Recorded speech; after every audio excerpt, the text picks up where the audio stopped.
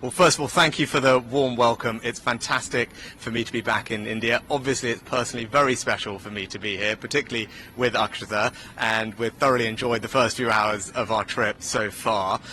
Now, when it comes to Ukraine and Russia and the conflict, one thing I will be doing is highlighting that the devastating impact that Russia's illegal invasion is having on millions of people around the world, particularly on food prices.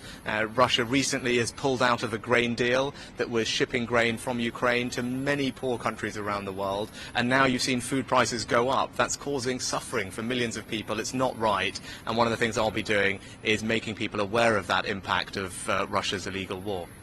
Now, I think there'll be many things that we'll be discussing here at the G20 under India's leadership, and I'm confident that we'll make very good progress on a range of different issues. I think G20 has been a huge success for India. India is the right country at the right time to be hosting this, and I feel we're going to have a very good couple of days of deliberations and decisions made. I think it's a great theme, and actually when you say one family, I'm an example of the incredible living bridge that Prime Minister Modi described between the UK and India. That almost 2 million people like me in the UK of Indian origin. That's why it's very special for me to be here as British Prime Minister, in the country where my family are from.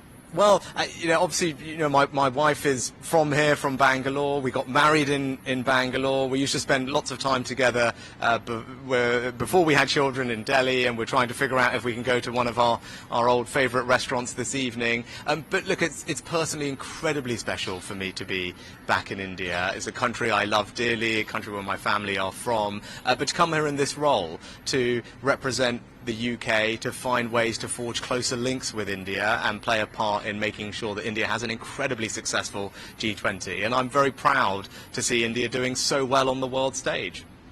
Well, both Modi ji and I are keen to see a comprehensive and ambitious trade deal concluded between our two countries. Both of us think that there is a good deal to be done, but trade deals always take time. They need to work for both countries, and although we've made enormous progress, there is still hard work to go, and that's what we need to keep going through. The G20 is not the forum for those discussions. Of course, I will touch on that with Prime Minister Modi, but the teams are working very hard. But as I said, there's hard work to go, but we will keep working through it. But I think there is an enormous opportunity for both India and the UK to strengthen our economic cooperation, which will bring real benefits to our citizens in both countries. Yes, and I have enormous respect for Modi ji, and he's been personally very warm and kind to me, and we're working very hard, as I said, on our shared ambition of concluding an ambitious and comprehensive trade deal between India and the UK, because both of us think that would be a good thing, and both of us need to make sure it works for our two countries.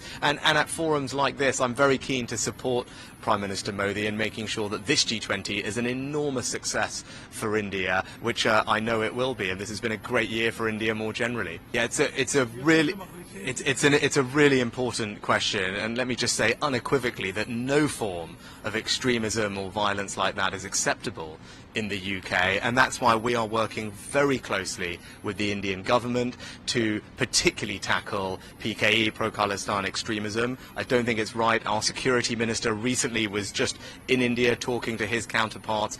We have working groups together to share intelligence and information so that we can root out this kind of violent extremism. It's not right, and I won't tolerate it in the UK. Well, it's not for me to tell India what positions to take on international issues, but I know India rightly cares about the international rule of law, the UN Charter, and respect for territorial integrity. I think those are things that are universal values that we all share.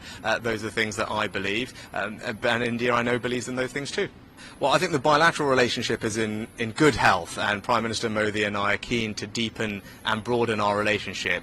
The FTA is an obvious way for us to do that, which is why it remains our priority. And as I said, hard work to go, but I hope we can conclude a successful FTA. I think we can strengthen our security relationship as well. That's something that I've spoken to the Prime Minister about. And then something I'm particularly excited about is increasing the collaboration between our incredible researchers, our scientific community, our universities. The UK and India are two of the leading science, technology superpowers of the world. And I think if we work more closely together, we can create jobs, create new businesses, and help solve some of the world's most pressing problems. Yeah, so I'm a proud Hindu, and that's how I was raised. That's how I am. Hopefully, I can visit a mandir while I'm here for the next couple of days. And yes, we just had Raksha Bandhan, so from my sister and my cousins, I have all my Rakis. And I didn't have time to celebrate Janmashtami properly the other day, but hopefully, as I said, I can make up for that if we visit a mandir this time. But it's something that is important to me. I think faith is something that helps everybody who has faith in their lives, particularly when you have these stressful jobs like I do. Having faith to give you resilience, to give you strength is important, and it provides an outlook on life which I find particularly valuable.